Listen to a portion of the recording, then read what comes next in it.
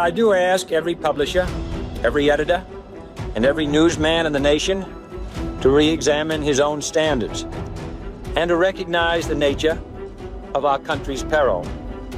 In time of war, the government and the press have customarily joined in an effort based largely on self-discipline to prevent unauthorized disclosures to the enemy.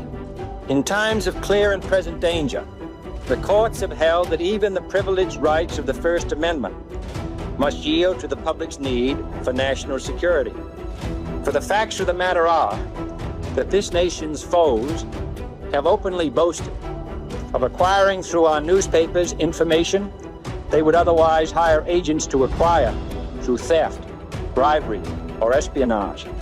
The details of this nation's covert preparations to counter the enemy's covert operations have been available to every newspaper reader, friend and foe alike.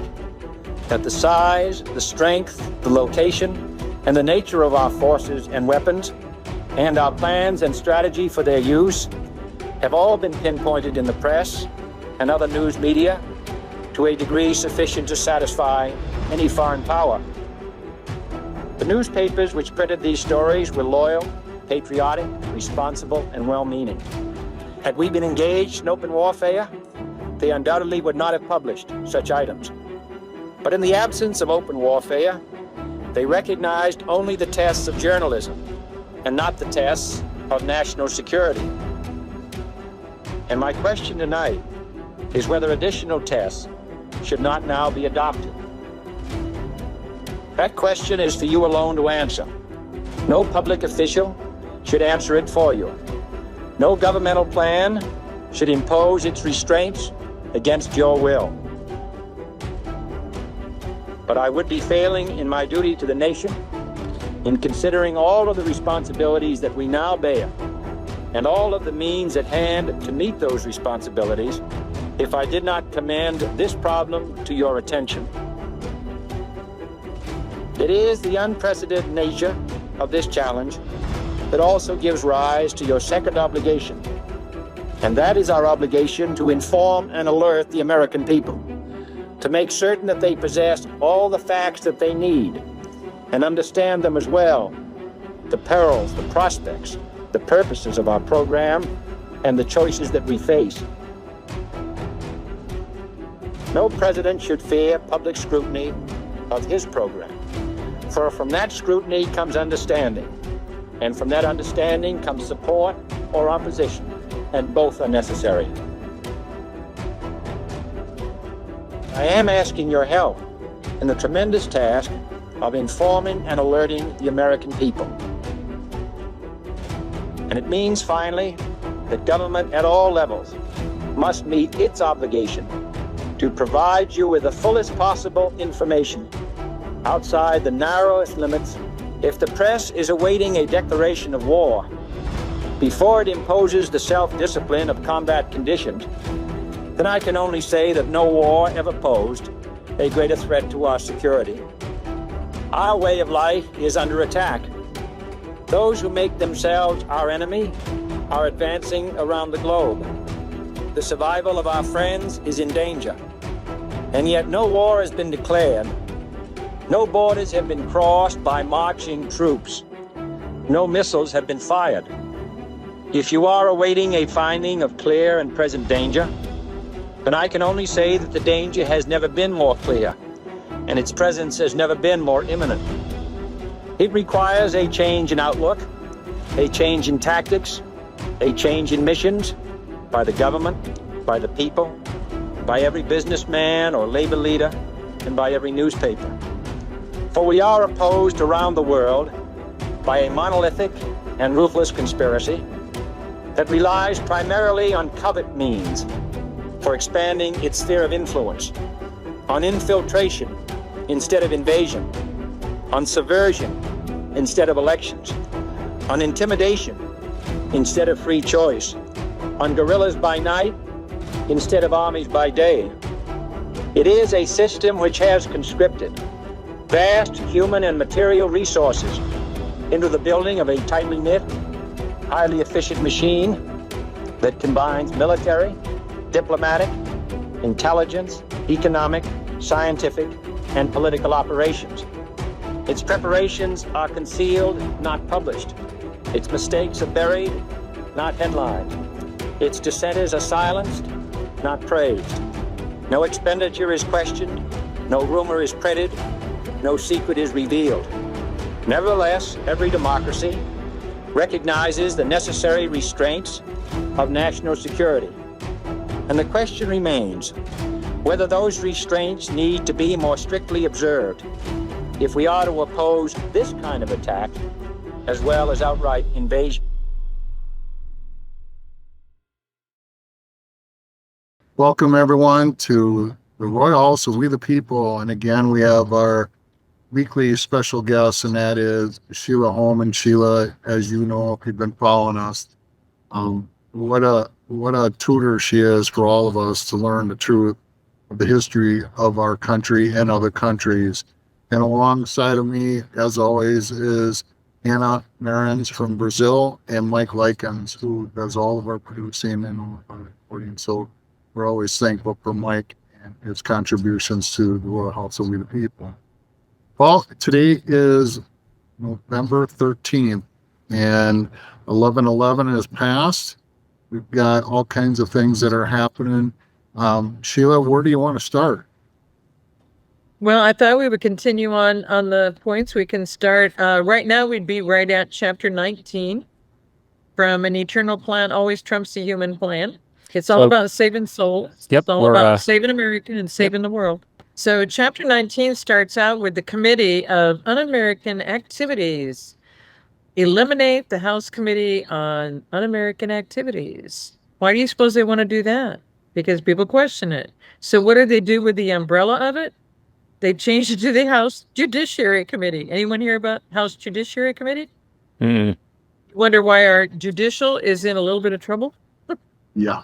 Is because they never planned on getting rid of the un-American activities. It's just, I mean, everything they do is backwards. And again, that's why this book is written backwards. So what I go into, and you can just scroll down until 395, because I have a surprise for you on 396. So I don't want to get there yet. So I'm going to be talking a little bit about this because there was a famous movie. Do you remember the movie Legends of the Fall with Brad Pitt, and Anthony Hopkins was the father, and Brad Pitt was the revolutionary one of the family who, when the baby brother ended up going to World War I and they found out about the gassing of the troops and everything, he went over there because he knew his baby brother couldn't deal with the stuff that he could deal with so much better. And his baby brother was killed in that war, and it just changed everything for his character. But it gives you an idea of where we were while they were still doing this to us. Because guys, that's in 1900s. And in the 1900s, majority of people out in the country still lived exactly like the people lived in Legends of the Fall. Very few people had cars.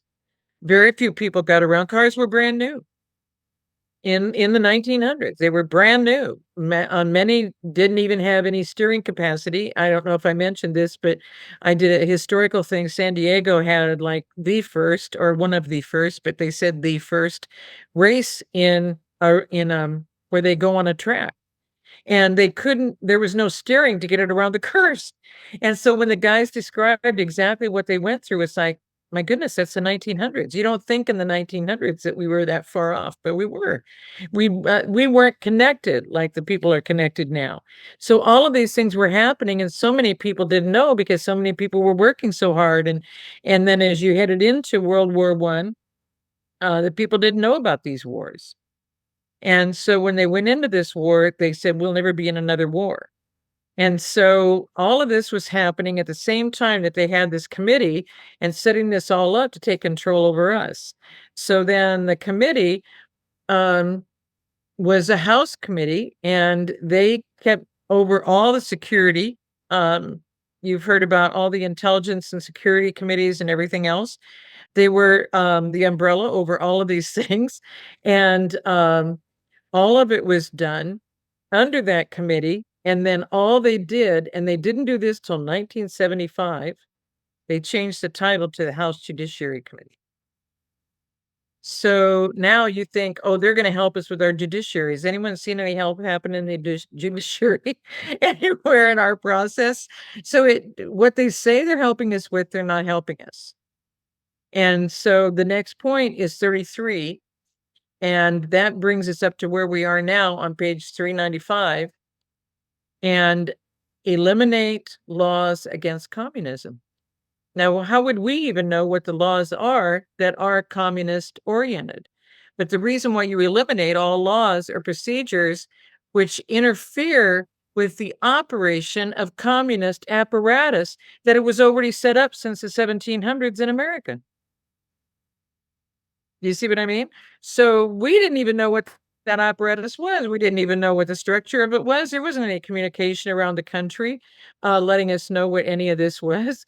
And so they were busy eliminating anything that would interfere with their progress getting to point 45.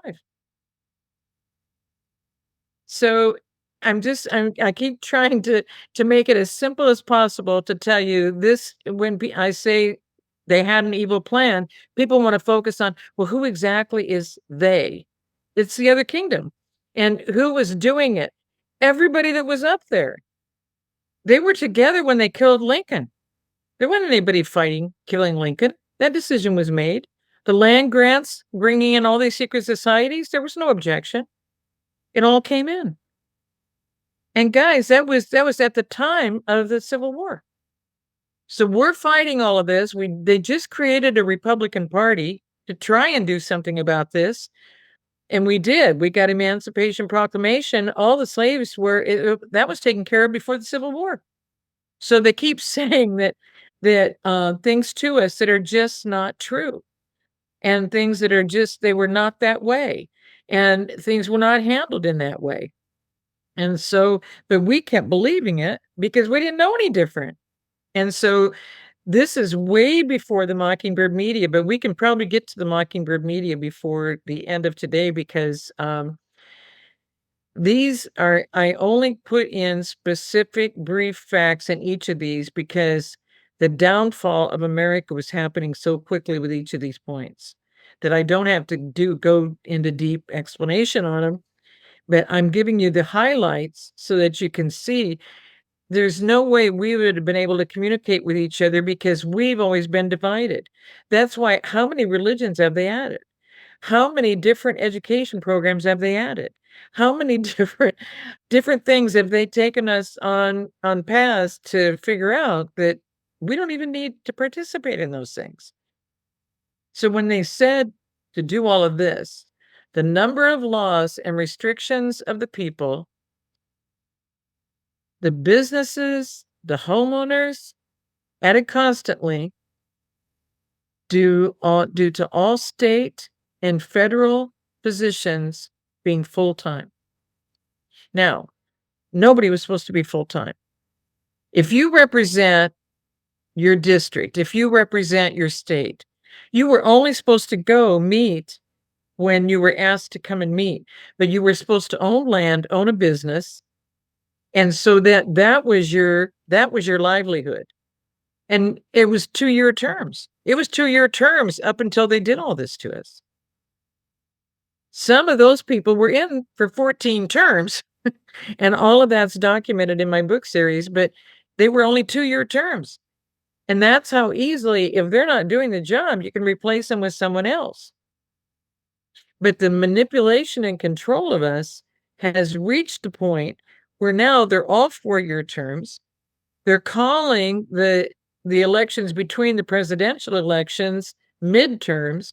It's because every election was a 2-year term option for us. So we could get rid of that person and put someone else in. And then all the Congress reps were brought in. And then between them, they know who the hardest workers are for the state and the ones most committed. So they pick them to be the 2 senators for the state. And that's why it'd be easy to remove them and replace them with what? The other Congress reps, and let those people go back to their district and answer to their people, why didn't you do more for the state? And in that process of Woodrow Wilson making his 6 years for Senate, making a popular vote, Now it's not just the Senate, it's the House representatives. They're all traveling internationally, making international deals. Everything changed because they're not restricted at all. And now I'm going to show you why. On the very next page are the surprises for you. This is how easy it is to create a socialist state. These are the top 8. They have a 10 commands also. Number 1, healthcare. Number 2, poverty. Increase poverty level as high as possible. You see? 3, put them in debt. 4, grant control. Once you get gun control, it's over. So they take away the guns, and it's happened in every nation, and then it's over for the people. And then the next one is welfare, then education, then the religions. Remove the belief in God. Do you see that? From the government and from schools. Have they done that? Yes. Yes. And now people are trying to put the 10 Commandments in every classroom. How can you do that when families don't have time to even honor the Sabbath? They don't have an option to honor the Sabbath. Why? Because to get scholarships, their children have to be in all these sports. And when are the sports? From sundown Friday to sundown Saturday. Not just high school, junior high, little league, whatever the little one is where they hit it off of a post, and then the lower levels of football. It goes all the way down to the little teeny kids. Get them in all these sports. Did you know Abner Doubleday, who created baseball? All of those symbols are symbols of the secret societies. Starts out with the Masonic of the ball diamond and everything that how it's positioned. He was the president of the Theosophical Society that became eugenics, that is behind the Order of Malta 10 Commandments of Satan that were on the George Guidestones. That's Abner Doubleday. Thomas Edison was another president, and that's why they had to get rid of Tesla, and everybody supported Thomas Edison. Not that he was right. Tesla was going to have us get free utilities. See, everything is manipulated so it works for them. And it's always against us. And then what does that result in? Class warfare. Because now you've got everybody fighting everybody, thinking everybody else has an advantage you don't have. And that's why. Make them poor, make them controlled, take away any resistance, especially the guns, so they can't resist you. Anybody see the movie V for Vendetta? All of this is outlined in V for Vendetta. Yep. And that's what Anonymous looks like, that mask. And it's interesting, the Space Force symbol is kind of the opposite. V for Vendetta, if you turn the Space Force symbol the other way, it looks exactly like the V for Vendetta. And that's on YouTube, Sheila. That movie is on YouTube. So for those that are listening, you can look it up on YouTube and watch that movie. So thank you for Awesome. Awesome. And then in 1901, do you see Socialist Party? Now, everybody thinks it just started in the 1900s. It's been since the 1700s. 1792, it was the Democratic Nationalist Socialist Party that moved us from New York to D.C. They're the ones that put in their worship center structure in D.C. They're the ones that created that they have those 10 square miles of sovereign soil separate from America. Who gave them the rights and powers to this? Nobody. They took it. They took the land away from the native people. They had no right to any of the lands that they came in and took over and pushed them out of their homes and off of their farms. They had everything already developed, and they pushed them. I'm sorry? Excuse me, Sheila. Isn't it ironic that most of the tribal members reside with the Democratic Party, and they have no idea that the Democratic Party has done all the harm towards them? So I'm glad that you brought that up. Well, and they've made them separate sovereign citizens on their own federal lands, separate from us. I don't know if they give them a choice. They certainly haven't benefited them. No. But now look what they're doing to us. I just found out today they're changing the whole Social Security system to now be a benefit payment. The government isn't giving us a benefit. They're barely giving back the money that people paid in and employers paid in, which just became another tax of employees and employers. And now they're calling it a benefit. So, but as Elon Musk told Joe Rogan, they need to clean up Social Security. And I think the SNAP program is a good example of what happened since we were on, is that Social Security, people over 200 years old were getting Social Security benefits and not being asked about their birth date and not verifying, because how is somebody 200 years old, all their work history was done before the whole system started. I mean, it's just none of this even makes sense. That and did you hear him say? He confirmed that there are birth dates on Social Security records that are getting monthly payments that have a future birth date. Unbelievable. And that's why when all of that was stopped, that was the falling apart of the SNAP program, because SNAP is related to all of these illegals getting these benefits. So their hotels stopped, their credit cards stopped, their phones stopped, everything stopped. And they had a mass exodus of people beginning of the month. And now just this week, there's more than 600,000 that are being deported back to Venezuela. They've already got them all together and moving them out. And even Portland, Oregon is losing an entire packed busload every few hours of people. And now the 44 children they found in Memphis, because our ICE team has stayed there, do you know now they've already been able to retrieve more than 100 children that were being trafficked out of Memphis, Tennessee?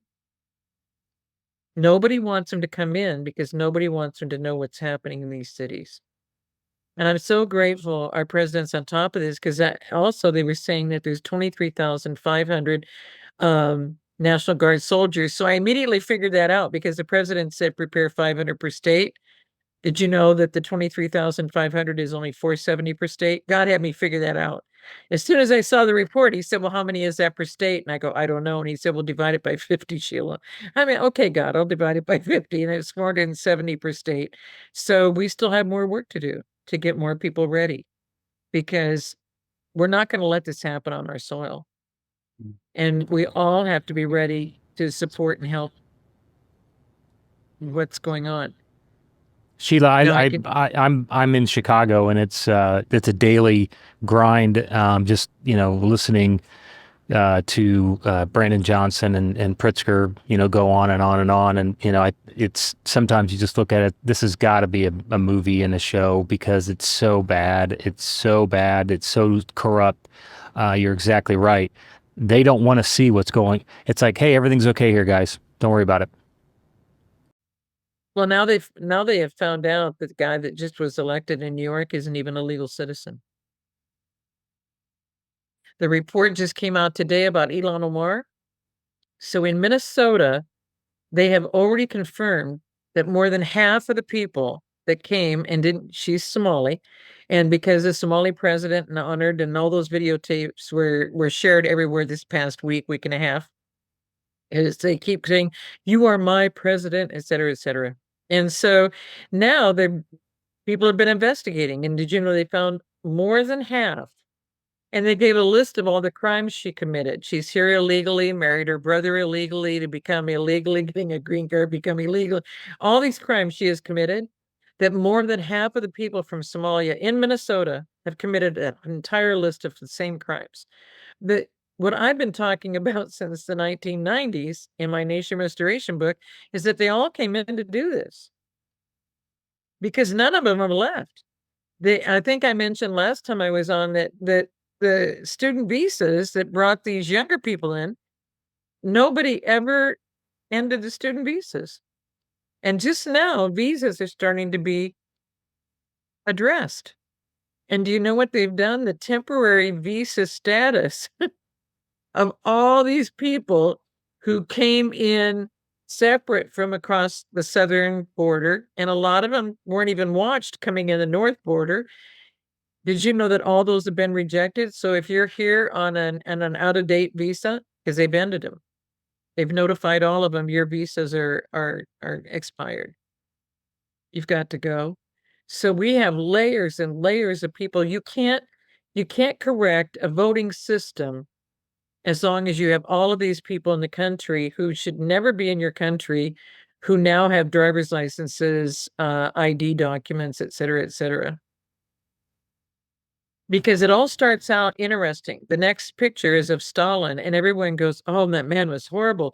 Nobody knew he was horrible for years after. That's when he was killing millions of Christians. It was years later. Nobody knew. He was so charismatic, so amazing. People loved him, and they brought him in. They didn't know who he was. But he's the one that got rid of Lenin.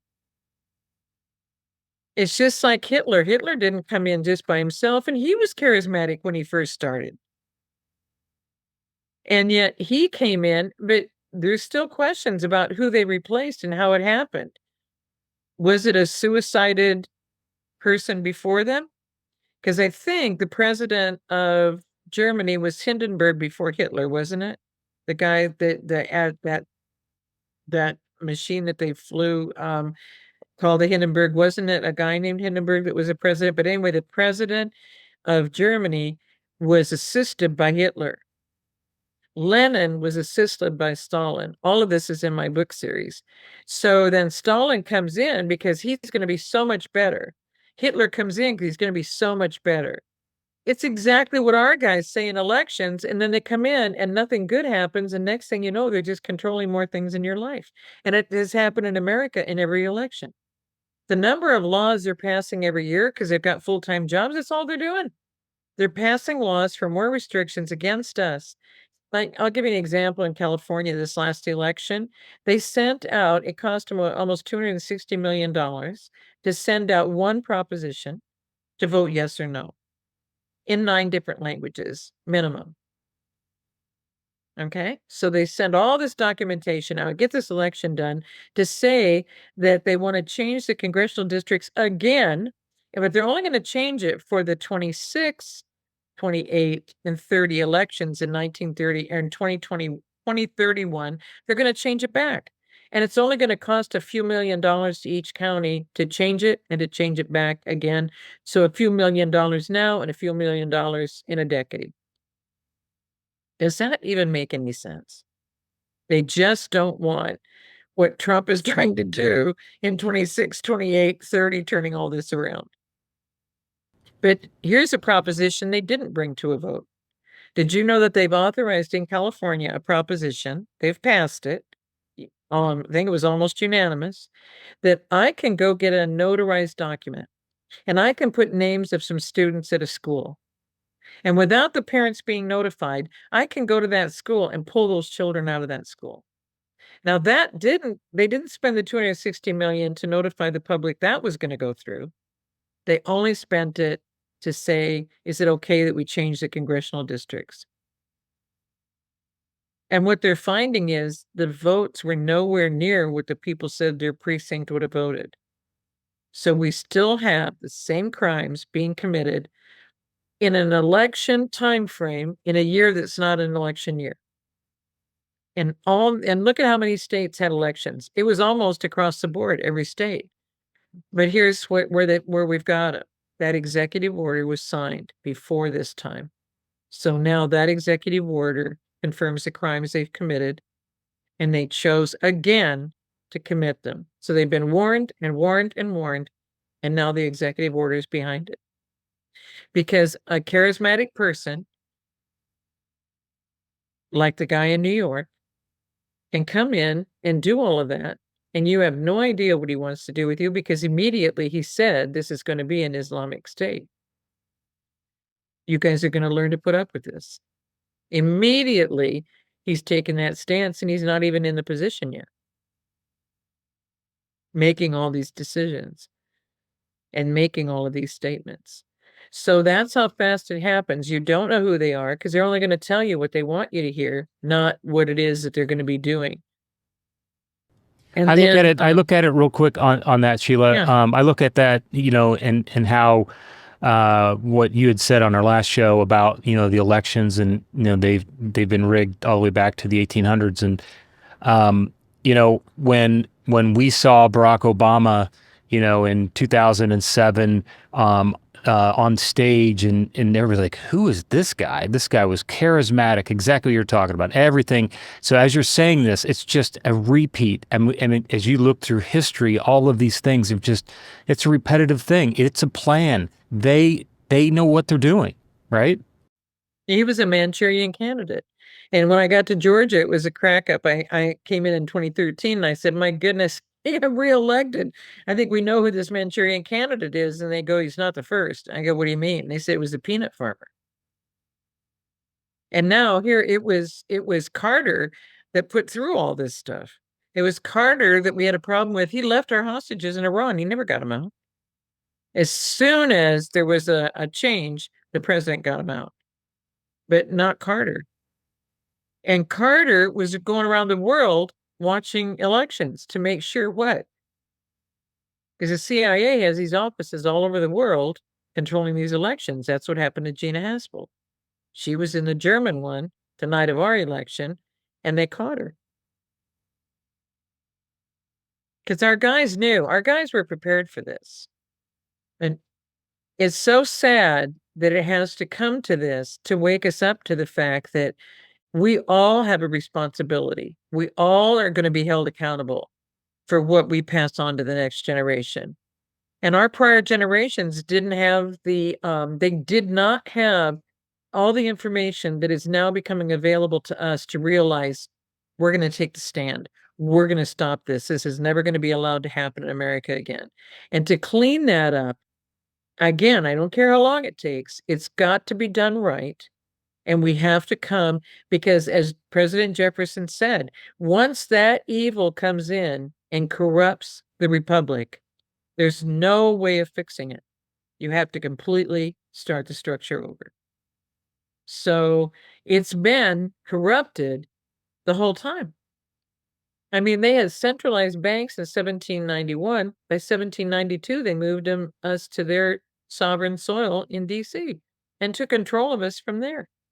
So it was long before the corporation. It was long before the world order came in. 80 years. 80 years later, 1871, after the Civil War. But look at what our guys were fighting in the Civil War. That's why the South was fighting the North. They saw what they were doing. They knew what they were doing that we're just now finding out they were doing. Because people who fought it are gone. People who spoke about it are gone. That's what they do. They don't let anybody stay around and look at what they do to witnesses. When you start seeing all the Durham cases, when all those indictments are unsealed, and you see how powerful the pleadings are, you're gonna realize how these people knew exactly what to do, exactly who to contact, exactly who to position in order to get away with it. But now they're all going to pay consequences. But the consequences harm coming down on these people. That hammer has not happened. Their previous generations got away with it repeatedly. So they got away with it, so we'll get away with it. That's just the way it goes. It was our president, Franklin Delano Roosevelt, who wasn't just a 33rd degree Mason. The guy was a high noble in the Knights of Pythias. He wrote to people. I have letters where he wrote to people and he signed the letter, fraternally yours, to the brother in the fraternal organization that is identified on the letter. Grateful that he's connected with them now. Because he got involved. He says what state he's from. He says what his position is in that community. Because remember, if you want to be anybody in this community, you have to get in these societies. If you're not going to have a business here. We'll destroy you. I mean, that's happened even in my own hometown. They won't let anybody come into the hometown, set up a business, and survive. They've spent their life savings, but they want to just keep the people who live there. So anybody else that wants to come in, because they don't want any riffraff coming into their community and changing their environment. And it's destroyed the community. They don't have enough families to keep the schools open. I mean, America is in so much trouble. The infrastructure that President Trump talks about is in such bad shape. I don't like driving in Atlanta, so I drive on country roads in Georgia around Atlanta. I don't drive in other bigger cities. I stay on the freeway going east to west, west to east. But otherwise, when I'm doing any of these other travels off of the main freeways, I'm out in the country area, and I have not seen a small town that has survived all of this. I see boarded up buildings in every town I go through. It's horrific what we've let happen to America and to the businesses in America, and therefore to the families in America. But that was to push everybody to these bigger cities, go to the 15-minute structures. That's China. When I was in China, that you live in their buildings, you work in their factories, you owe them for everything. You can't get away. It's way beyond just being enslaved. You can't get away from their structure because they own you. You're not just enslaved on paper. You're completely controlled by them. You can't work for anybody else. You can't live anywhere else. You're there for the rest of your life trying to earn to keep paying the payment you have to pay to live in one of their high rises. That I spoke in one community, they had 95,000 people, and I'm still trying to find the article. I should have printed it way back then. This was in 2007 when I was over in China, and with Buckminster Fuller Business School for Entrepreneurs. And when I did that, here is a community, and when they realized you'll never get out of this unless you leave and go back to the land of your family. And in a 95,000 member community in the high rises left. And they call it the ghost town in China. They don't know what happened to the people. They don't know where they went. So they were able to escape being enslaved the rest of their life. But it was the high rises out in the community, out in the country. And they built up these areas. That's what they've been doing in America. That's why these schools, if you drive on small roads in America, you'll see this huge elementary school. You'll drive many more miles and you'll see a huge junior high. Drive many more miles in a huge high school. How does a family connect? You'll see assisted livings that have now become memory centers because of the healthcare, because of making people poor, and then because of giving them different cholesterol numbers and different blood pressure numbers to keep them on all these medicines, and they're sicker and they're losing their memories and they're so concerned about having a stroke or a heart attack that they're taking all these medications, and then that takes you from a $3,000 to $6,000 stay at an assisted living over to $10,000 to $12,000 stay in a memory care. And as I drive down the roads, you can see these big neon signs at the road where all of these centers for assisted living or nursing homes are turning into memory centers because that's where the money is. So people want it. And I've heard the people who work there, they would rather work there because there's more money and it's a better budget. And it's like, but do you understand what we're doing to our communities? So to have the good things sound good, just like what Stalin would tell you, just like what FDR said, he set up World War II and he loved what Stalin did. Then we're standing in lines in big sweaters getting bread. I mean, this is what we've been living with in our lifetime. And he loved what Stalin was doing, thought he should be doing the same thing. He's a high noble in the Knights of Pythias, and that's what they do. So, on to the next. Support socialism for centralized control. And you come back to the points again. Support any socialist movement to give centralized control over any part of the culture, education, social agencies, welfare programs, mental health clinics. Arrange for the people to not be in a position to make a personal choice to offer what becomes the only choice available. And these are the same 8 points. And that's how they get us there in our generations. And that's why they took our millennials to being X, Y, and Z with no money to go buy a house or anything else. So then what do you have? They don't want to have a family. They can't have a family. They can't afford a family. Well, then what happens? Depopulation. Everything they do to us has the same agenda. It's just done in layers. So you don't know that this one relates to that one or that there's anything behind this because they're providing health care. You know, just now they're talking about how bad Obamacare was. It was so bad when it came out. Remember, the payments were like $1,400 a month and people couldn't even afford that for their rent. And they wanted that much for the health care, or you didn't get health care. And they wanted to fine you if you didn't sign up for it. They wanted to fine Yep. you $1,000. Yep. Yep. I can And the tell you. person who put the program together was somebody that went to college with them, remember? Mm-hmm. And they said Absolutely. went to college with Michelle, but who was Michelle going to college with? Obama. Well, and he had Mike said that Robinson these and Obama were best friends all through college. They were best buddies all through college. he said the American people are too stupid. They don't know. Remember that? I remember that. He was so cowardly in saying that. He's like, you guys are stupid. You're going to vote for it. You have no idea why, and we did.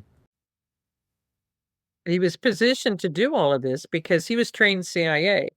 George H.W. Bush trained him and trained his handler. She wasn't, I don't know that she was even his mother because she was CIA also.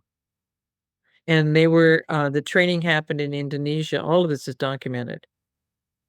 And So funny, Obama, Buddy in so Ob- Hawaii knew all of this. I'm sorry. no, so I've heard Juan say this before. So, Barry, which is his real name, Barry Cerrito, he really never had a chance because he was born into this, and they groomed him. And he was, from a child all the way through, they groomed him to be who he was.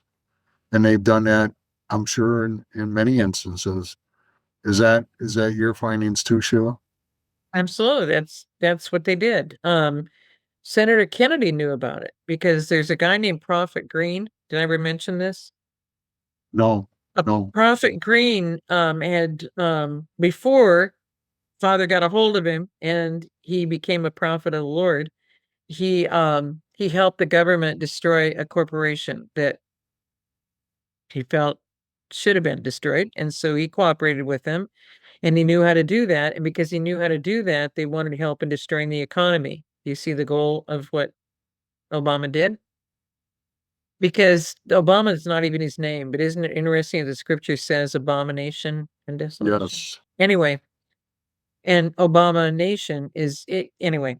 It's just a real interesting process. So what happened is Prophet Green was contacted by Senator Kennedy, and this is his own testimony. And when he was contacted by him, he said, "I'm not interested, sir. I'm not doing anything like that now. I'm a prophet of the Lord. I'm with my family. We're skiing in Aspen, and there's no time to meet." So, boom, who shows up at the hotel? Senator Kennedy, and he tells him what they're going to do and blah blah blah, and how it's going to be good for the country and blah blah blah, and he says there's just nothing I would want to do. And he said, we already have the candidate. You just need to help him because he's just going to be in position about all this. And who walks around the corner is a guy that later became known as Obama. So it was all planned. It was all prepared ahead of time. And Prophet Green could not believe that they would go to this effort and do that. As he shared the testimony, he thought it never could be true. And I don't know if he survived beyond the time of Obama actually becoming president. But how amazing is it that all of these people just start communicating with each other? Everything that we're hearing, everything that Father's revealing to us now has not been revealed to the prior generations who fought so hard to know the truth. And now we're getting to hear all of this, know all of this, see how it all fits together. And now we are the generation to do something about it. And there's a promise in scripture. There will be a generation that does not taste death. So that would be like the Elijah experience and the Moses experience. Elijah was drawn up and Moses walked off with the Father and was no more. And they were both on the Mount of Transfiguration with Christ, and people have witnessed them and felt they were communicated to by I haven't heard reports on Elijah, but on Moses. And it's just fascinating. I mean, I can't even imagine what that would be like.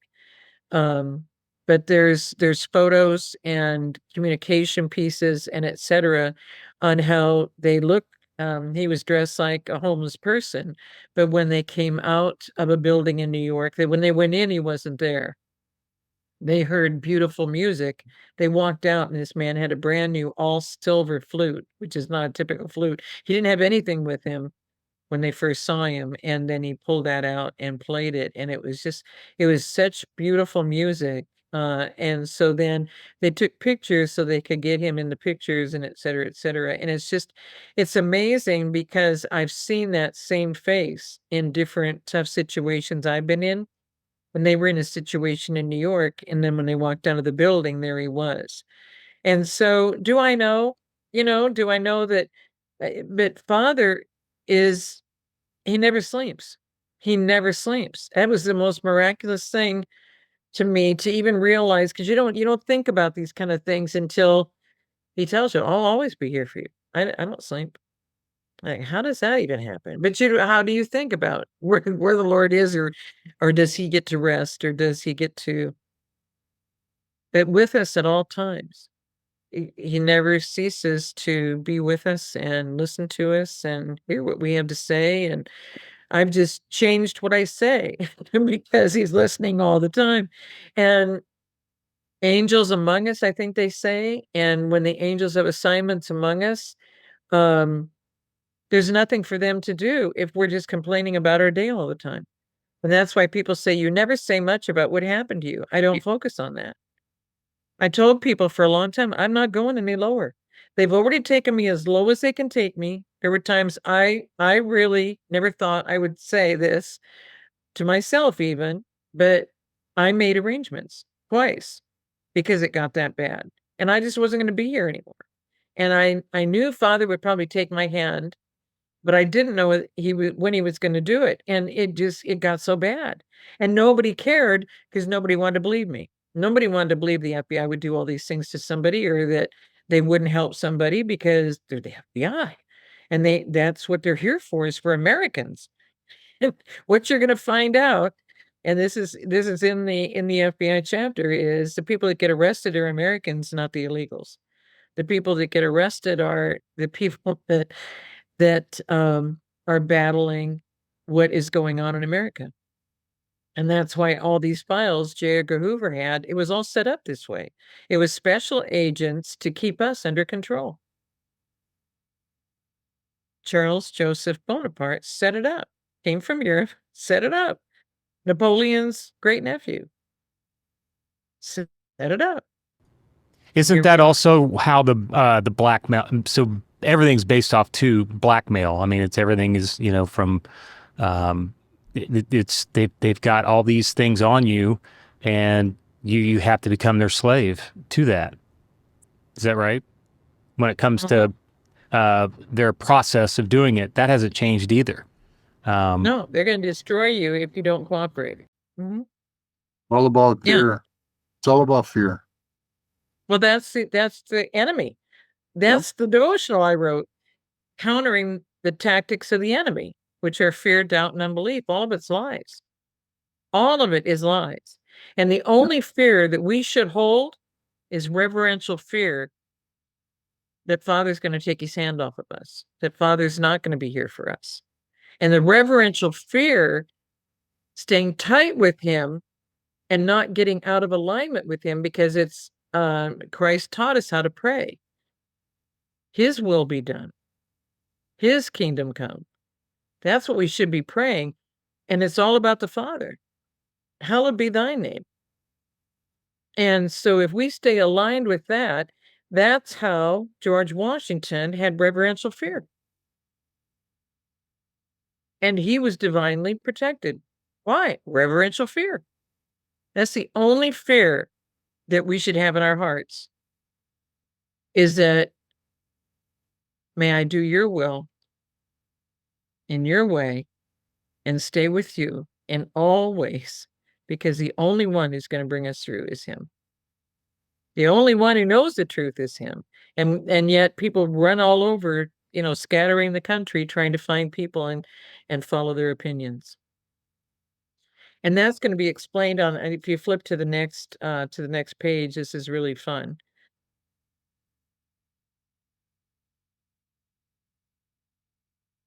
Discourage American. Wait, point 31.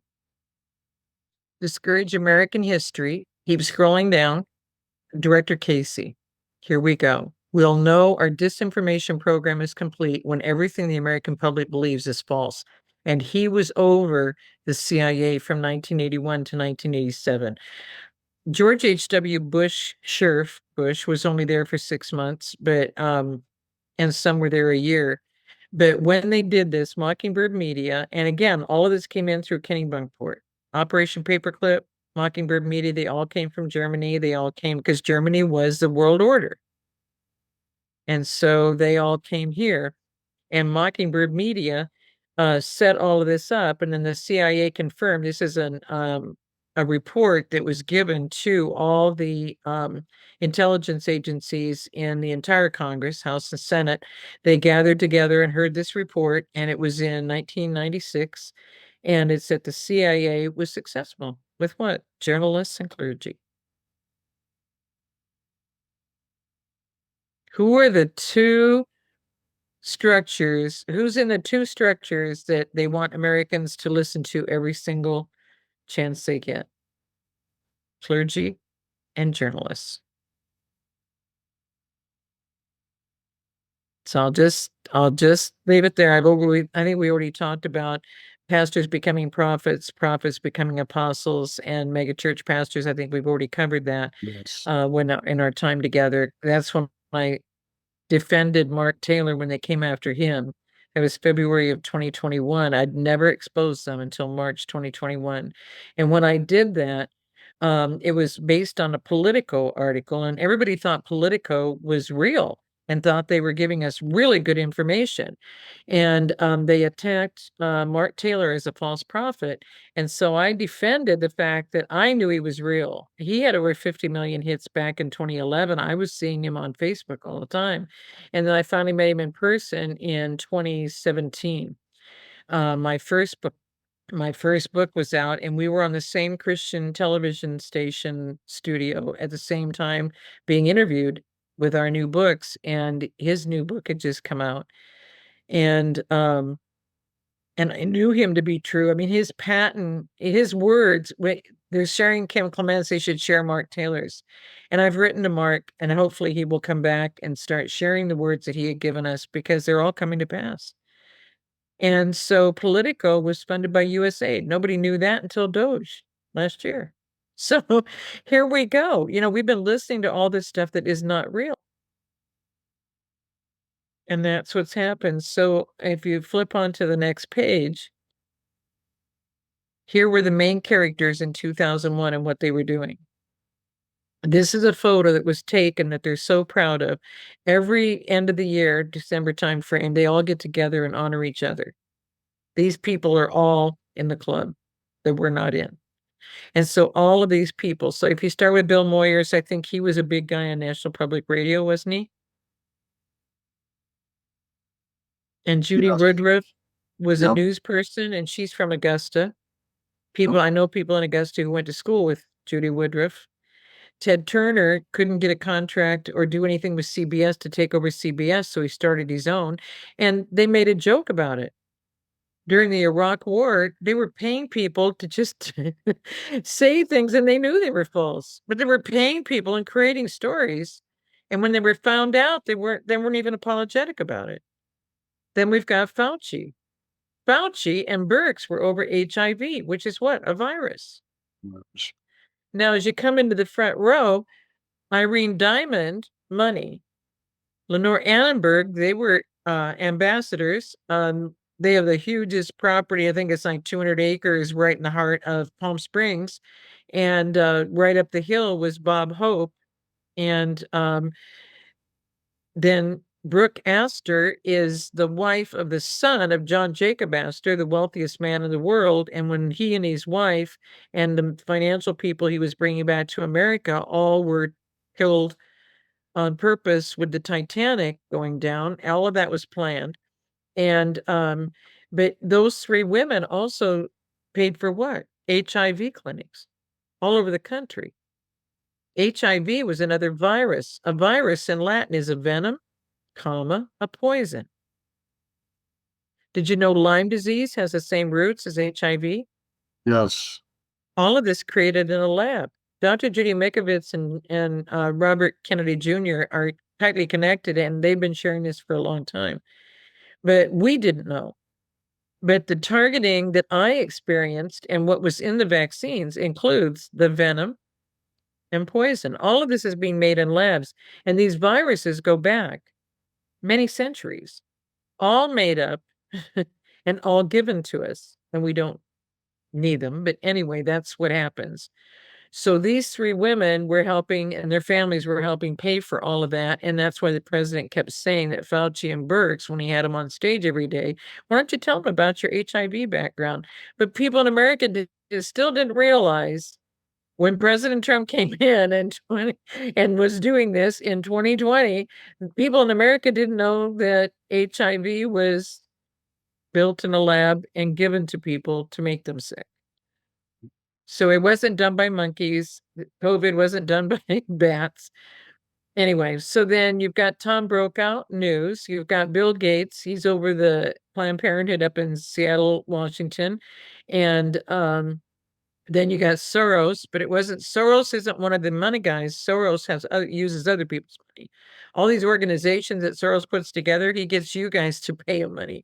He's not getting money from, he's got puppet masters who give him money, but he's not, he's these people want to be known. It's pride and greed that keeps them going. Barbara Walters married the biggest owner of La Costa Resort, which is a mafia-based resort in San Diego County, California. That's who she married. And so she wasn't at La Costa very much, but that's who she married. And then Ramfellow, she became one of the 4 World Bank directors. There's only 4 in the world. The way she did that, she and her husband, Ramfellow, he was an activist. She became interested in him. We need to stay scrolled back up because we've got some other key people. So she ended up turning in her husband, and he was tortured and killed by just crossing a province line down in Africa. And he knew that he couldn't cross it. And she said, there's someone who's going to help you. And I've got it all set up. You're going to be okay, blah, blah, blah. Got him to cross that province line. And that's where the guys then captured him, tortured him, and killed him. And then she became the one of the 4 World Bank directors. Standing behind Barbara Walters, you only see his name, is David Rockefeller. And then standing up is Richard Parsons, and Richard Parsons was over Citibank, Citigroup, like that. Then when Les Moonves, a lot of this is in book 5. I didn't put a lot of this in this book because it'd be a repeat. He was over that. And then when Les Moonves, remember, he was scandalized and off of CBS, running CBS like overnight. The guy they positioned for the next 2 or 3 months while they found somebody else was Richard Parsons. Now, how did that guy get all those positions? His maternal grandfather is the landscape architect for David Rockefeller's mansions. Mentored his whole life by the Rockefeller family.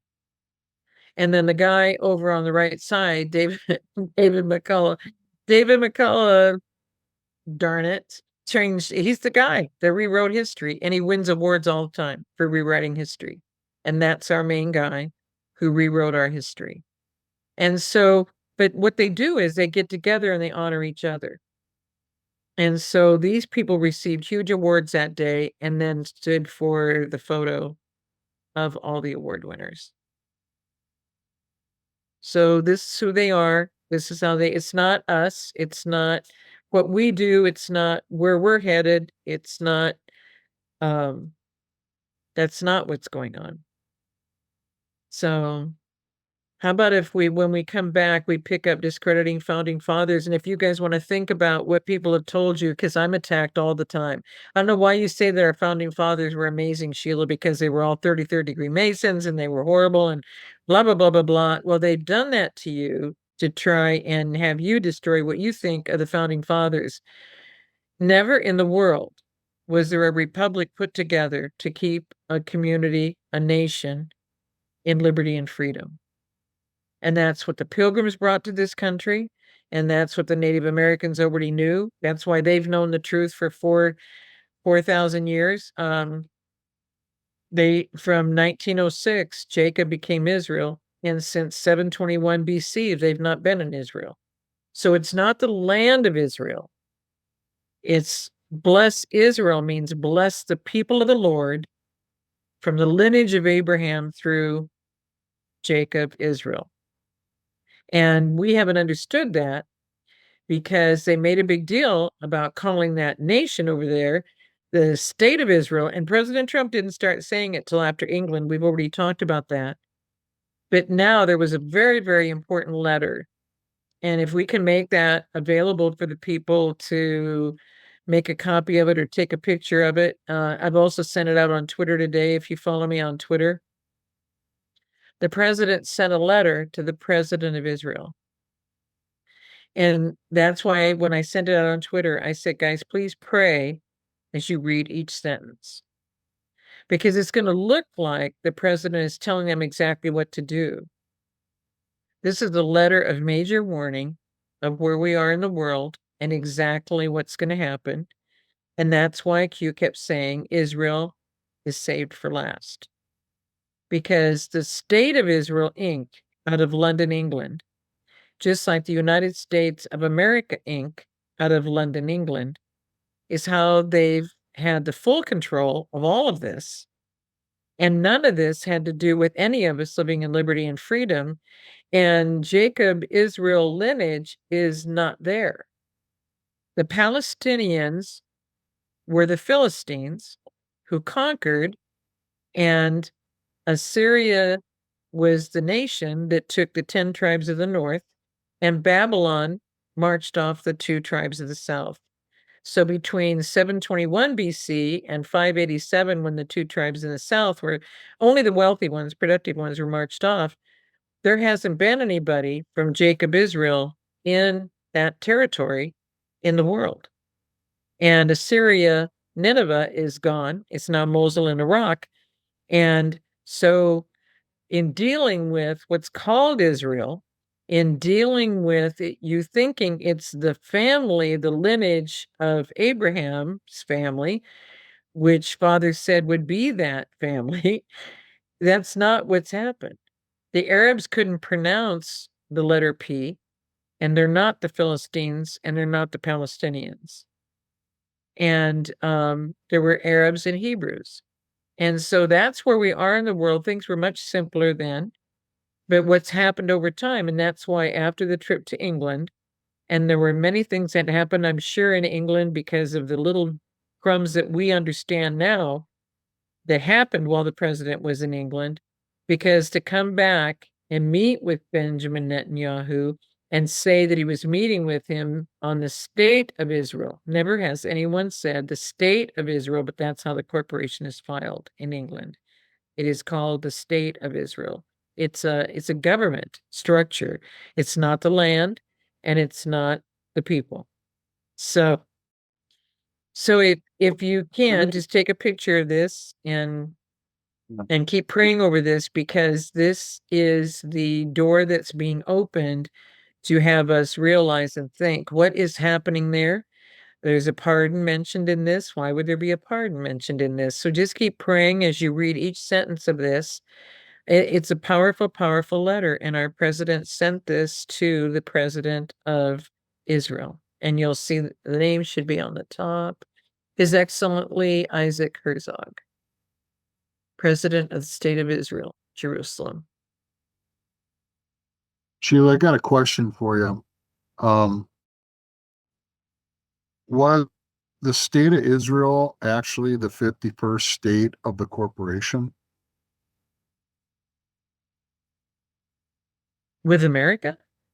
Yeah, with the corporation.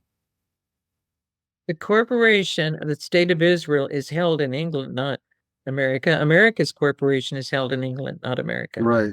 My question is, was it under the United States, Inc., as the No. 51st? No. Okay. I just No. wanted to President Trump wore the American flag and the Canadian flag and kept talking about the 51st state because Canada was supposed to be part of America. We were not, that border didn't exist, but they stayed under the Commonwealth. New Zealand's in the Commonwealth, Australia's in the Commonwealth, and there's a potential that they want to come because what are they going to do now? Because the Commonwealth is changing. So as all of this gets restructured, and again, I'm not on the team. I'm not trying to say I know exactly what's going to happen, but it's going to be real interesting how all of this settles out because Canada was always supposed to be part. In North America, we were supposed to all be together. And the First Peoples in Canada are the same as the Native American Indians in America. And so separating us, departing us, that was all again, divide and conquer, divide and conquer. And so the pattern, that's why Q keeps saying the plan doesn't change. They can't change it because it's human wisdom. The only thing about intervention of the Lord is that everything can change in a moment of time. And I think we mentioned last time Sodom and Gomorrah, didn't I? That in that one night, and the angels were there, 2 nights? But in that one night, Lot couldn't get his 2 son-in-laws to leave the pub because he's with his friends, so why should I be leaving the pub? And they knew the angels were there and they knew what was going on, that they didn't describe to anybody. So even though God would have saved it for 50 or 30 or 20 or 10, 3 actually got out and it wasn't saved. So we're there and how we've handled these things and how we've allowed people that we've put in position to handle these things. But we're not responsible for the deceivers. We are here to help as many have been deceived to come out from that level of deception they've been living in. Sheila, I want to reference again your book here because this is more or less a blueprint. If you get this book and read through this, look how thick this is. This is a blueprint of what's happened and what's going on and what is it's divinely written. And she's done a phenomenal job in putting this together. And if you go to her website, she has not only this book, but how many total do you have? 17 books? That's number 19 since 19. Georgia. Okay. I had a business book, and then it was also Latin America did a Spanish edition. So in 2007, my business book came out. In 2009, it came out in Latin America in the Spanish edition. And that's it before I came to Georgia. Now there have been 19 in Georgia. There's 3 I'm working on now and 5 others that are still set aside from before. They had to be set aside for the book series. And then as soon as I got the book series done and I said it was the last book, I think I may even said book 4 was the last book, but book 5 was absolutely the last book. And then I got targeted. So it was going to never have another one. And now there will be a 6 and 7. And, but some of the excerpts are in the new book, but this new book became such an urgent priority that I had to flip over. But that's why it was so fun. That was your surprise, that letter from Israel, because that is hot off the press today, is that letter that went to the president of Israel. So we saved Israel for last, just like the Q team is saving Israel for last. But because Americans do not understand about Israel, they think it's God's people. Well, it's one of those things that my family struggles with too, in terms of not knowing because when you say that, you just say, oh, I can't say that's Israel. I can't say that. But isn't it true? There's the nation of Israel, and then there's the state of Israel. Is that kind of the best distinction between that?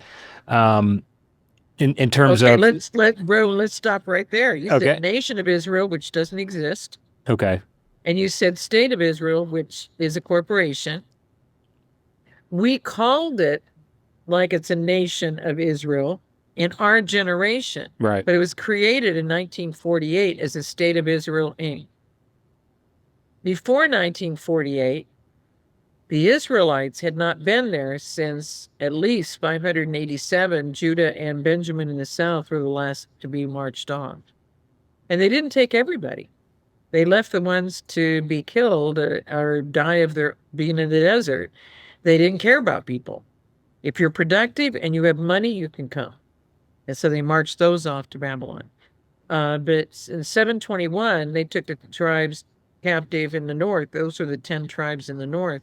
And that's when God handled that with Nahum after Jonah got it turned around in 712 BC, 9 years after God was done with him. 100 years later, that's it. So when Nahum did that, then God was done, and Assyria and Nineveh was no more. And then now it's Mosul and Iraq. So they have not been there since that time. So when they left in 721 BC, there really has not been. And that's why when that happened with Nahum, that's how they became known as the lost tribes of Israel, because where did they go? But see, that's why we wouldn't know, but it's in the Apocrypha. Father lifted up the water from the mouth of the Euphrates, and they walked across. And it says right in there, they walked across. It took them a year and a half to walk across, but then they kept moving on to other uninhabited lands. God gave them all the uninhabited lands because there was nobody there. You see what I mean? So they develop all of this. And then when the pilgrims figure out, because the Bible was translated into English, and then they come, then of course the people in Europe have to come and not let them get freedom and liberty somewhere else. So they had to take care of them. And that's how all of this turned into where we are right now.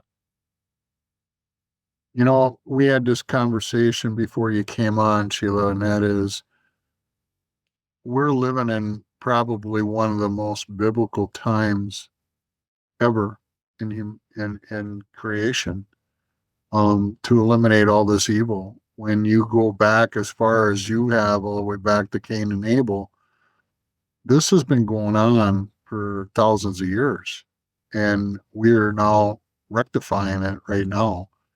And it's a very special time, for all of us. And like you say, many people want this to end now.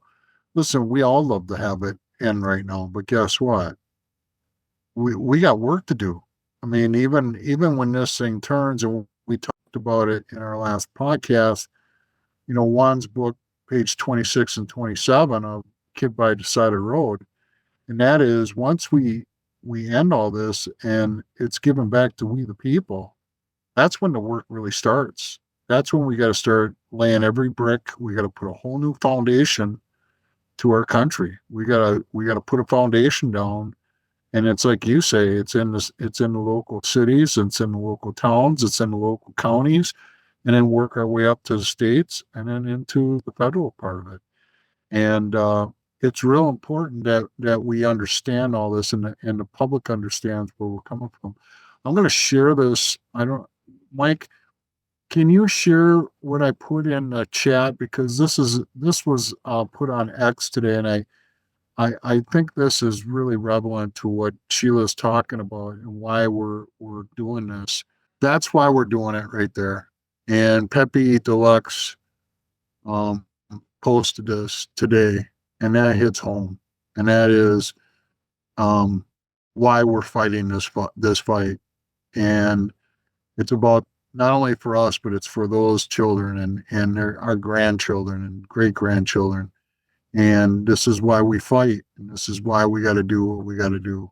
And I just wanted to show that, because this is all about their future. And, you know, Donald Trump told us in many of his speeches, and that is, you know, what footprints are we going to leave in the sand when we leave this earth for our future generations? You know, and it's really important that we all understand how important this time is for all of us. So, Sheila, you've been, as usual, phenomenal. We're so blessed to have your presence in our life, and everyone who hears this podcast and all the other podcasts. You know, I got emotional about it on Veterans Day, because many of the veterans have no idea that a lot of the wars they were in were all, they didn't need to be there. They were all fake. They're call it what it is. It was all bullshit. And you just Taking care of everybody else's families, taking care of everybody else's borders, and our families have been in jeopardy and vulnerable to all of this. correct. Yeah, All a plan, a part of the plan. right. When you mix up a culture the way they have mixed up a culture, how do you come out of this? How I there used to be a lot of pride in I'm an American and I stand for other people, et cetera, et cetera. And now people don't even want to communicate with people because everybody's a spammer, everybody's a scammer, everybody's a, you know what I mean? So we've lost that ability to just be with each other and not have to lock our doors and get security systems with cameras. And I mean, everything has changed. Everything has changed about our environment, our culture. We stopped being prideful about America, about truth, about we just stopped. Everybody's just has been protecting themselves. And that's what that Civil War soldier showed us on that Civil War monument. Yep. Gotta hold my own musket. Stay in uniform. Did you notice that? Stay in uniform, even with the cape around him. Have everything with you and your cannonballs at your left foot. Because you got to be able to do that too to protect your own land. Anna, go ahead. Family Sheila, and assets. yeah, thank you, Mike. Thank you, Cranker, for. I want to ask a question. When you shared, I read the letter from President Trump to the person in the Knesset. I noticed the name of the person right there, right now, is Isaac Herzog. Is that I believe it's the right pronunciation of the name. And the last name, this Herzog name, it caught my attention because here in Brazil, during the 70s, we had a main figure for the whole democratic revolution that occurred. And it allegedly there's a man named Vladimir Herzog who killed himself after being imprisoned by the military that were in power in that time. But I wonder, it's nothing is coincidence in everything that we are watching. And this man was a main part of the Communist Party of Brazil, of the foundation, and his suicide was pivotal to start the revolution in Brazil, for the comeback of the democratic force, for the people to be back in power and take down the military. And from my I'm family, gonna go get something. Keep going, but I'm gonna go get okay. something. So my family always told me, "Oh, the military did very, very good stuff during their time in power, and there were security. People were protected, and people were. If you were doing something wrong, they would go after you, and otherwise, they wouldn't mess with you." But for me, it's come on, come on. There's no there's only the dirt and the extremely filthy in this arena. Okay, that's my point. And I believe that were wrongdoings on both sides, and these will be offered to us, not to kill ourselves in the streets, to lynch ourselves like the French Revolution, but in the 1700s. But at the same time, it caught my attention that this main figure in the Knesset, receiving this letter asking for a pardon from the main person in the world, um, who is President Trump, to Benjamin Netanyahu, who was totally friends with Bolsonaro, and well, not friends, but allied with Bolsonaro. Okay, and again, I always think that there is only the filthy and the the dirty ones in the arena. And we are just looking around and trying to take what is best for the whole people, so we don't have a civil war in global scale.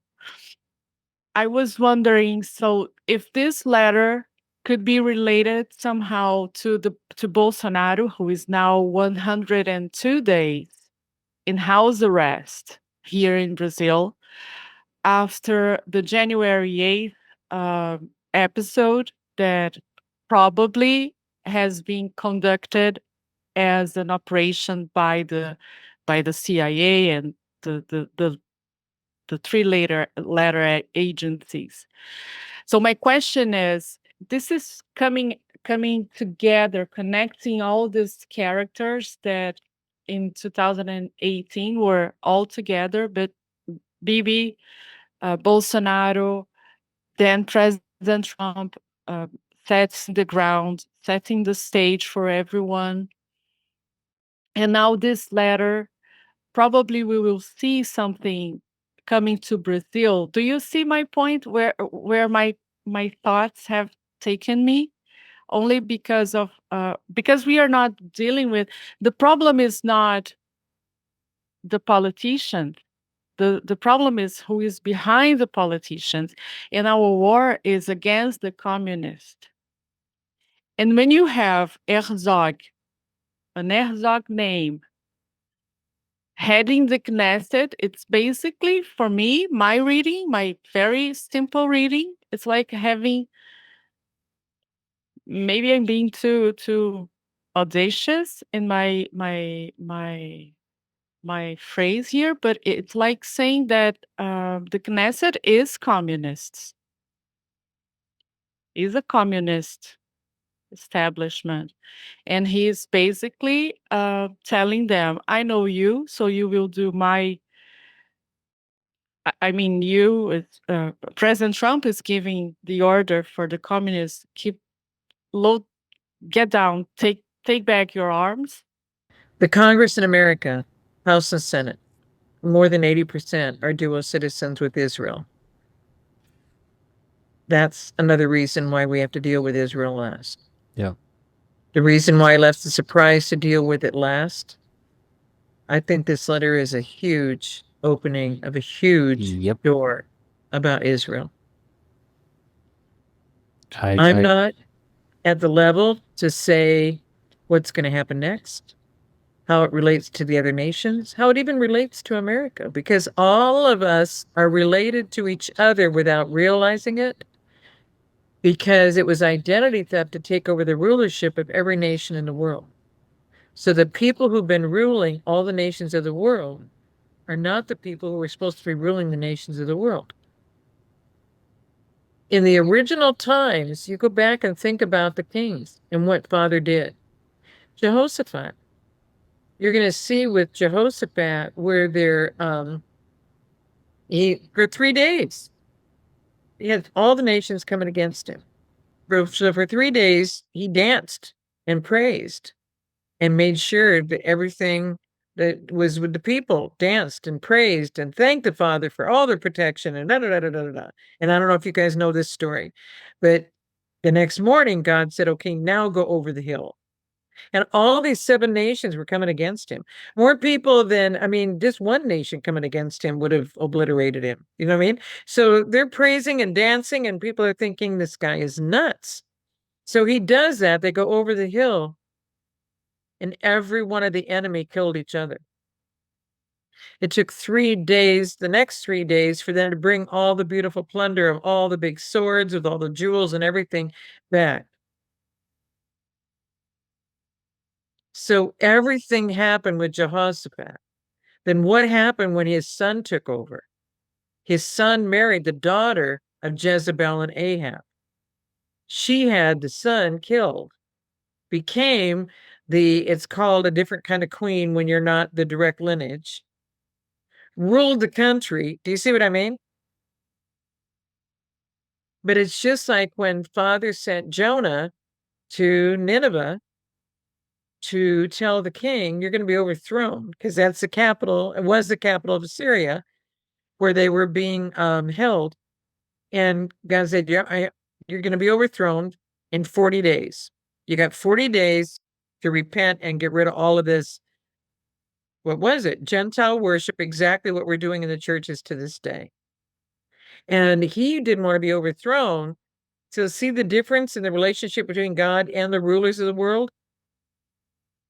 They've departed from that.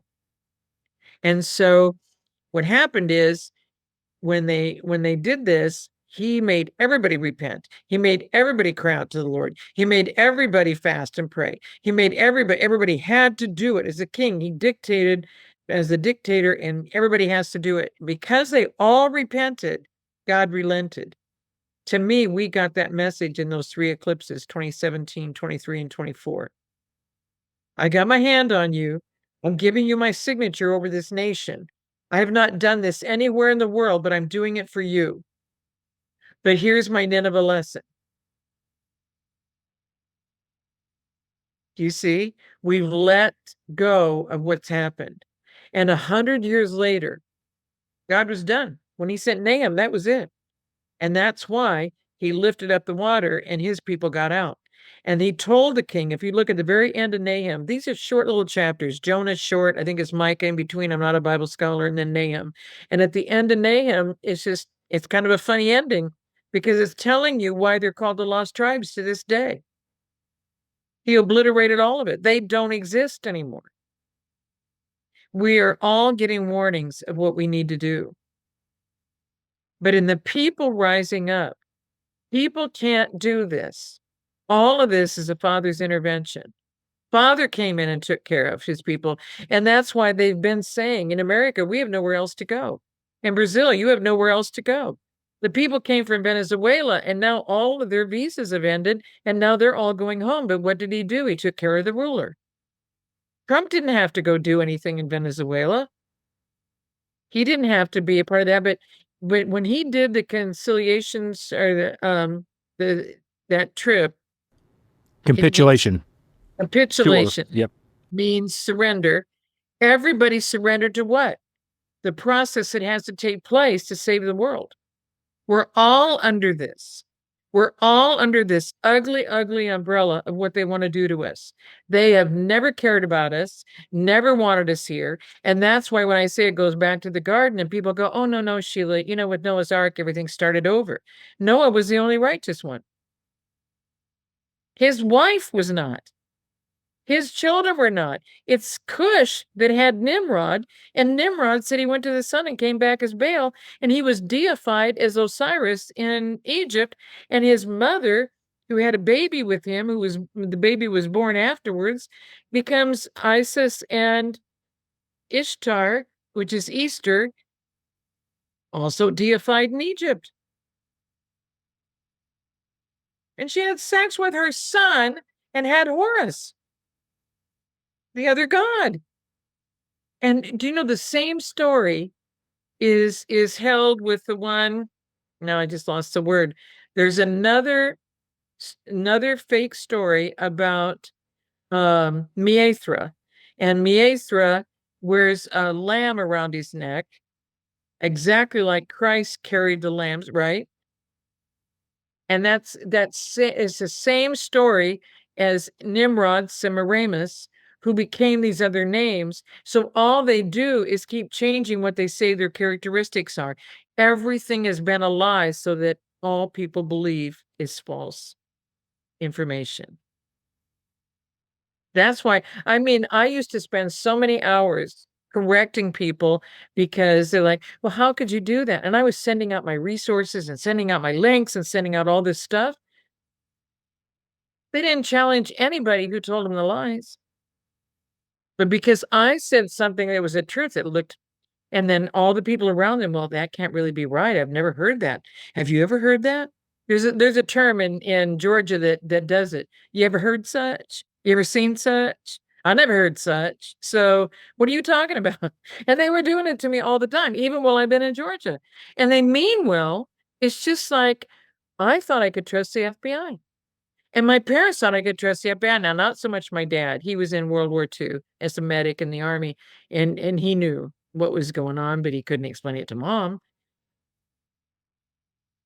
But what the FBI did to me, I couldn't get anyone to believe that the FBI wasn't doing anything other than bending over backwards to help Sheila Holm.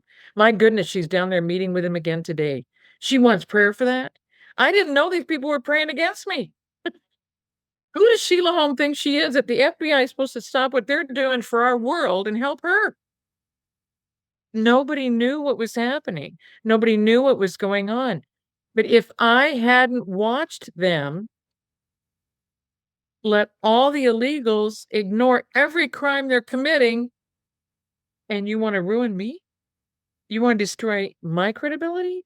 You want to keep changing my ID and telling me I have to create a whole new history on it because it's all separate and it's been merged the whole time?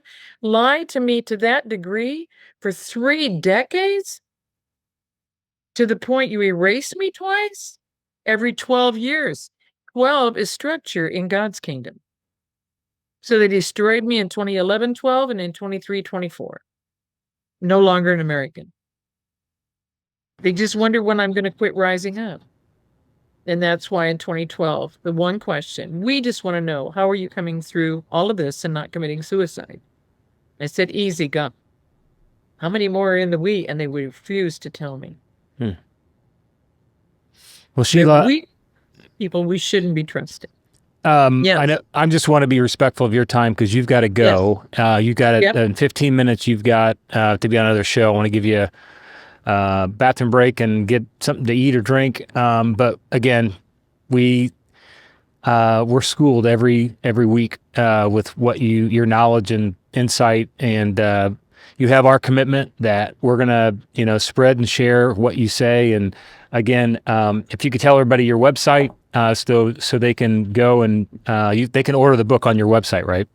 Yes. Okay. So this go to hisbest.org, and so I get hisbest.org, and you can order her books and look at all the links that are on there. And but we do thank you so much for being on the show, and we thank you for the wisdom, and we're humbled by it. So we. Until next time, we just want to say thank you and good night. God bless you. I love you. Well, thank you guys. I do want to mention to your people that if they went on to buy books before, I was sabotaged by the process and they were charging an international fee. It looked like it. When you would click on a $15 book, it would tell you it would be $35 to ship it. Guys, it was sabotaged by the guys that I was paying to get my website. So I want you to know all that's been cleaned up. If you buy one book, it's a flat rate of $6, which doesn't even cover all shipping, handling, and fulfillment and everything, but it just helps. And then it's $1 a book after that because we don't want to charge their typical rate because it just keeps going up.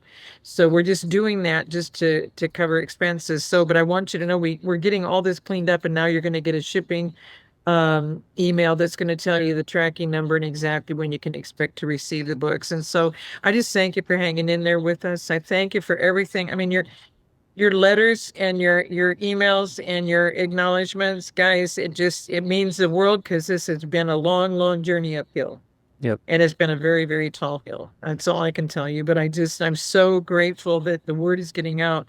And it's not that I don't need the acknowledgments. It makes me feel good and helps encourage me to keep on. But I want to make sure your families get through this and more souls are saved. And Amen. That's the whole purpose of all of this. My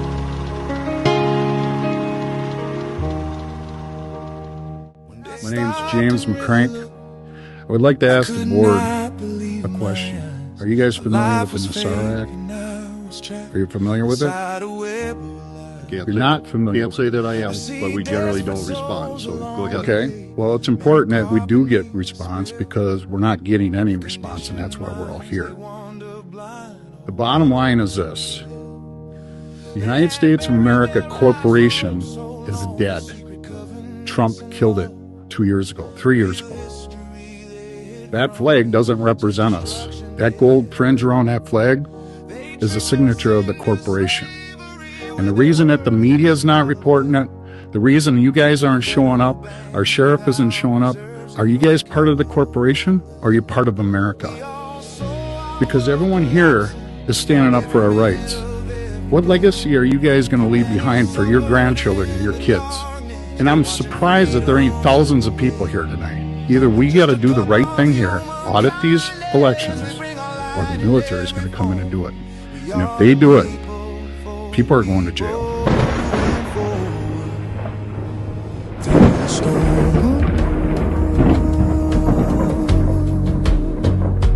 Through the storm,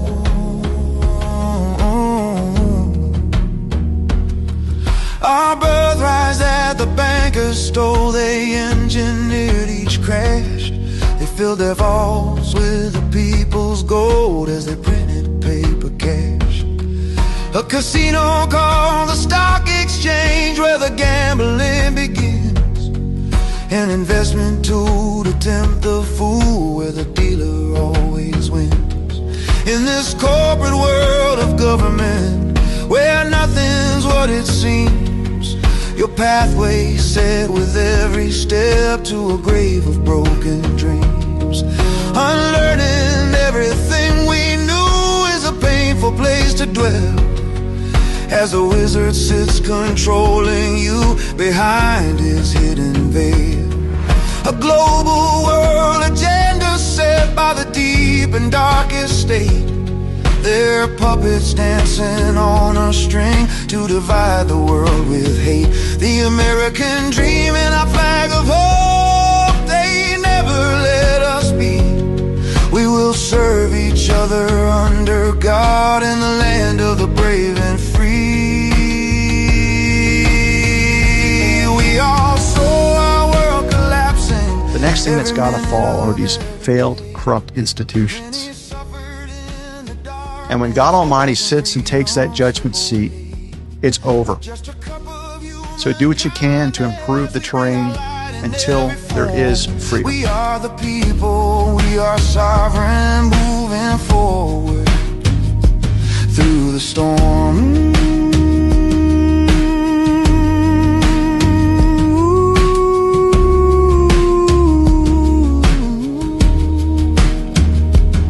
Don't be afraid and hold the line. In the royal house we stand. Like McKinley, Lincoln, Kennedy, we were told to trust the plan. The grandmasters playing 5D chess, they all know the art of war. Real generals on this battlefield led the Anons through the door. Information is the biggest threat in our search to find the proof. Such patriots we won't forget, who all dare to share the truth. We once stood alone against the beast, but united we will fall. When we go one, we go alone.